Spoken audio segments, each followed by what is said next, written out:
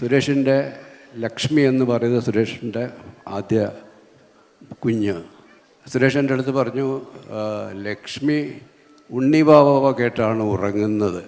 അവളെ എൻ്റെ മടിയിൽ കൊണ്ടിരുത്തി ആ പാട്ട് പാടി സുരേഷ് അവളെ അവളെ അങ്ങനെ വാത്സല്യപൂർവ്വം ചേർത്ത് നിർത്തുന്ന കാഴ്ച കണ്ട് ഒരാഴ്ചയ്ക്ക് ശേഷമാണ് ആ സുരേഷിൻ്റെ ജീവിതത്തിൽ ആ സങ്കടം സംഭവിച്ചത്. അതൊരു നമ്മുടെ കുടുംബത്തിൽ സംഭവിച്ച ഒരു സങ്കടമായിട്ട് ഞങ്ങളുടെ ഉള്ളിലുമുണ്ടത്. ആ കുട്ടിയുടെ കർമ്മങ്ങളിൽ എത്തുമ്പോൾ സുരേഷിൻ്റെ അച്ഛൻ എന്നെ വന്ന് കെട്ടിപ്പിടിച്ച് കരഞ്ഞിട്ട് അദ്ദേഹം പറഞ്ഞു, നിങ്ങളുടെ പാട്ട് കേട്ടാണ് അവൾ ഉറങ്ങിയിരുന്നത് എന്നുള്ളത്. ആ വാക്കുകൾ, ആ കരച്ചിൽ ഇപ്പോഴും എൻ്റെ ഉള്ളിലുണ്ട്. ആ മോള് ഇപ്പോൾ ഉണ്ടായിരുന്നെങ്കിൽ എൻ്റെ മകനോളം പ്രായം ഉണ്ടാകുമായിരുന്നു. ഒരുപാട് സുരേഷ് എന്ന് പറയുന്നത് കുഞ്ഞുങ്ങളെ അത്രമാത്രം സ്നേഹിക്കുന്ന വാരിപ്പിണരുന്നൊക്കെ. സ്വാതന്ത്ര്യത്തിലേക്ക് എത്തുമ്പോഴേക്കും സുരേഷിൻ്റെ ആ ഒരു കഥാപാത്രം, സുരേഷ് അതുവരെ ചെയ്തിരുന്ന എല്ലാ കഥാപാത്രങ്ങൾക്കും അപ്പുറത്തേക്കുള്ള വളരെ ഒരു ഇമോഷണലി ഒരു നമ്മളെ ഇഷ്ടപ്പെടുത്തുന്നൊരു കഥാപാത്രമായിട്ട് സുരേഷ് അതിനും സിന്ദൂരരേഖയിലൊക്കെ ചെയ്തു. സുരേഷിനോടൊപ്പം ചെയ്ത സിനിമകളെല്ലാം എൻ്റെ വലിയ ഭാഗ്യങ്ങളാണ്. ഇവിടെ എൻ്റെ ഈ 40 വർഷത്തെ ഈ ചടങ്ങിലേക്ക് സുരേഷ് എത്തിച്ചേർന്നത് എൻ്റെ ഏറ്റവും വലിയ സന്തോഷങ്ങളൊന്നാണ്. Thank you Suresh. Thank you sir. Thank you Suresh ഏട്ടാ. സുരേഷ് ഏട്ടൻ എന്ന് വിളിച്ച് ഞങ്ങൾക്കറിയാം, ഭാരതത്തിൻ്റെ പെട്രോളിയം ടൂറിസം സഹമന്ത്രിയാണ്. ആ ബഹുമാനം വേറൊരു തരത്തിൽ തീർച്ചയായിട്ടും നമ്മൾ ചെയ്യേണ്ടതുണ്ട്. എങ്കിലും ആത്മാർത്ഥത ചോദിക്കുകയാണ്, ഡിപ്ലോമാറ്റിക്കായിട്ട് ആൻസർ പറയരുത്. സുരേഷ് ഏട്ടൻ തീർച്ചയായിട്ടും ഞങ്ങളുടെ സ്റ്റാറാണ്. അത് ഒരു സിനിമയിലെ ഏറ്റവും ഗംഭീരമായ സ്റ്റാർ എന്ന നിലയിൽ ലൈഫ് എൻജോയ് ചെയ്യുന്നുണ്ട്, ലൈഫ് അറിയാം. ഇന്നപ്പുറത്ത് ഒരുപക്ഷെ ഭാരതത്തിൻ്റെ ഏറ്റവും ഉത്തരവാദിത്തപ്പെട്ട ഒരു പൊസിഷനിലിരിക്കുമ്പം രാഷ്ട്രീയം, ആ ഉത്തരവാദിത്വം, ഇത് രണ്ടും തമ്മിൽ സുരേഷ് ഏട്ടൻ്റെ ഒരു എങ്ങനെയാണ് ഇതിൻ്റെ ഒരു എക്സ്പീരിയൻസ് എന്ന് അറിഞ്ഞാൽ കൊള്ളാമെന്ന് വലിയ സന്തോഷമുണ്ട്. അതായത് ഒരു സ്റ്റാറാണോ ഒരു സർക്കാരിൻ്റെ ഉത്തരവാദിത്വത്തിനെയാണോ സുരേഷ് ഏട്ടൻ എൻജോയ് ചെയ്യുന്നത്?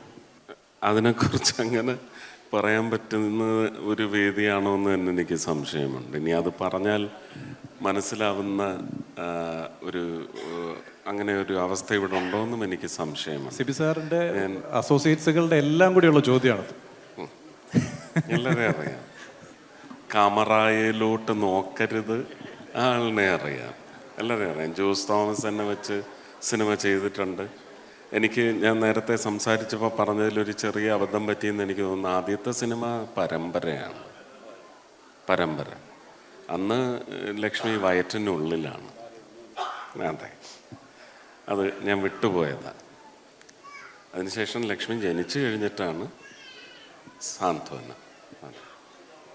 ഇത് ഒരുപക്ഷെ ഒരു വലിയ ഫ്രസ്ട്രേഷനിലേക്ക് എന്നെ കൊണ്ട് ചെന്ന് ചാടിച്ച ഒരവസ്ഥയാണ് എനിക്ക് പുതുതായി കിട്ടിയ ഉത്തരവാദിത്വം എന്ന് പറയുന്നത്. എൻ്റെ ഉള്ളിലൊരു ഡിപ്രഷനിലേക്ക് ഞാൻ പോകുന്ന തരത്തിലുള്ള എൻ്റെ ഒരു പാഷൻ എനിക്ക് സപ്രസ് ചെയ്യേണ്ടി വന്നു. ഞാൻ അതുവരെയും കാലത്ത് ഉണർന്നിരുന്നത് മുഴുവൻ സിനിമയുള്ള സമയമെല്ലാം മേക്കപ്പ് ഇടാൻ വേണ്ടി ഉണരുക എന്നുള്ളതായിരുന്നു. മേക്കപ്പ് ഇടാനേ അല്ല ഉണരുന്നത് എന്ന് പറയുന്ന ദിവസങ്ങളാണ് കഴിഞ്ഞ ജൂൺ 10-ാം തീയതി 2024 ജൂൺ 10-ാം തീയതി മുതൽ മേക്കപ്പ് ഇടാൻ വേണ്ടിയല്ല ഞാൻ ഉണരുന്നത് എന്ന് പറയുന്ന എന്നെ ഡിപ്രഷനിലേക്ക് തള്ളുന്ന ഒരവസ്ഥയുണ്ടായിട്ടുണ്ട്. അതിൽ ചില കാർക്കശ്യങ്ങളും കർശനതകളും ഒക്കെ ഉണ്ടായിരുന്നെങ്കിലും പിന്നീട് രണ്ടാമത്തെ നേതാവ് അതിനകത്ത് ഇളവുകൾ നൽകി.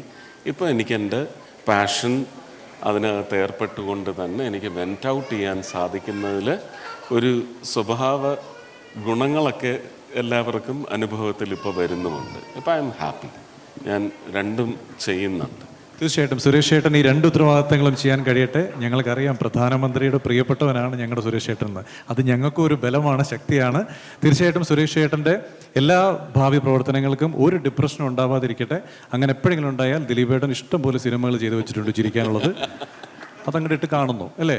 CID മൂസം നമ്മൾ റീ റിലീസ് പ്ലാനിങ് ഉണ്ട്. പ്രത്യേകിച്ച് സുരേഷ് ഏട്ടന് വേണ്ടിയിട്ട് നമ്മളിപ്പോൾ അത് ചെയ്യുന്നത്. ഡിപ്രഷൻ സമ്മതിക്കില്ല നമ്മൾ. അപ്പോൾ എന്തായാലും ഒത്തിരി സന്തോഷം സുരേഷ് ചേട്ടാ, താങ്ക് യു സോ മച്ച്. ഒരു മ്യൂസിക് ഡയറക്ടറിന്റെ പേര് കേൾക്കുമ്പോൾ സിനിമ ഏതാണെന്ന് അറിയാണ്ട് ജനങ്ങൾ സിനിമ കാണാൻ കയറിയിട്ടുള്ള ഒരു സമയം ഉണ്ടായിരുന്നു. അദ്ദേഹത്തിന്റെ സിനിമയിലെ പാട്ടിലെ നൃത്താവിഷ്കാരമാണ് നമ്മളിപ്പോൾ കണ്ടിട്ടുള്ളത്. ബഹുമാനപ്പെട്ട വിദ്യാസാഗർ സാറിനെ വേദിയിലേക്ക് നമുക്കൊന്ന് ക്ഷണിക്കാം. തീർച്ചയായിട്ടും വിദ്യാജി പ്ലീസ് കം. ഒപ്പം സിബി സാറിനെയും ക്ഷണിക്കുന്നു ആദരവ് ഏറ്റുവാങ്ങുന്നതിന് വേണ്ടി. ഒപ്പം സാറിൻ്റെ തന്നെ സിനിമകളിലെ സംഗീത സംവിധായകരായ ഔസേപ്പച്ചൻ സാർ, മോഹൻ സിത്താര, വിദ്യാധരൻ മാസ്റ്റർ, ഗോപി സുന്ദർ, അൽഫോൺസ് എന്നിവരെയും വേദിയിലേക്ക് ക്ഷണിക്കുകയാണ്.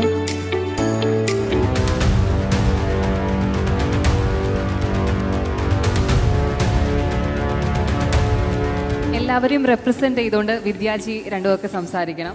എല്ലാവർക്കും നമസ്കാരം. ഇന്ന് ഈ വേദിയിൽ to be present here, I feel so nice, so happy. It is my pleasure and privilege to be here as a part of 40 years celebrating Sibi sir.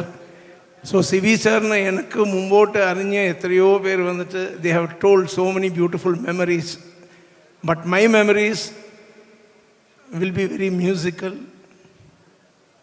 My association with Sibi sir is almost now 28 years. So Pranaya Varnangal was our first film. So Malayalathile end film career I think all in introduced the Kamal sir inga irukkaru. These people have contributed or given me opportunity to prove my music, and ningal ellam adu eteduthu you have celebrated that music. Giving tunes is not important, but accepting them is more important. Okay, when they accept the tunes, that is when they reach you. And எனக்கு வந்து பறையானுள்ளது, I have so many things to tell, but ஒவ்வொரு வாக்குக்கும் எனக்கு மலையாளம் வாக்கு எனக்கு தெரியாது. So I'll just make a culmination. This is actually 40 years.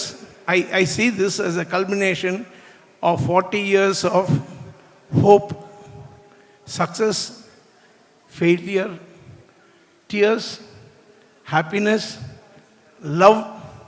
ഇതെല്ലാം ചേർത്ത് വെച്ച ഒരു 40 years ആണ്. I mean, this has to become എന്താ പറയുക, ഇത് വന്ന് people have to continue this. When people are very healthy, എല്ലാ മേഖലകളിലുമുള്ള പ്രതിഭകളെ I think we have to celebrate them like this. That is how we show our respect to our seniors and our love towards their contribution towards cinema. So thank you for the opportunities you have given me. Thank you, sir. എല്ലാവർക്കും നമസ്കാരം. സിബി സാറിൻ്റെ cinema ജീവിതത്തിലെ 40ാമത്തെ വർഷം ആഘോഷിക്കുന്ന വേളയിൽ അതിൽ പങ്കെടുക്കാൻ കഴിയുക എന്നുള്ളത് വളരെ ഭാഗ്യമുള്ള കാര്യമായിട്ട് തോന്നുന്നു. എനിക്ക് ഒരു സിനിമ അദ്ദേഹത്തിന് വേണ്ടി ചെയ്യാൻ പറ്റിയിട്ടുള്ളൂ. എന്നിരുന്നാലും അദ്ദേഹത്തിൻ്റെ ഒരുപാട് ഹിറ്റുകൾ, ഇങ്ങനൊരു ഇത്രയും ഹിറ്റുകൾ ചെയ്ത ആൾക്കാർ മലയാളികൾ വേറെ ഉണ്ടോ എന്ന് എനിക്കറിയില്ല. അത്ര ഹിറ്റുകൾ ചെയ്ത ആളാണ് അദ്ദേഹം. ഇനിയും അദ്ദേഹത്തിനും കുടുംബത്തിനും ഒരുപാട് സിനിമകളും ചെയ്യാൻ കഴിയട്ടെ, ആയുരാരോഗ്യ സുഖത്തോടെ ജീവിക്കാൻ കഴിയട്ടെ എന്ന് ആശംസിക്കുന്നു. നന്ദി, നമസ്കാരം. ഇവിടെ രണ്ട് കാര്യങ്ങളാണ് ഞാൻ മെയിനായിട്ട് പറയുന്നത്. സിബിയുടെ ആദ്യ പടം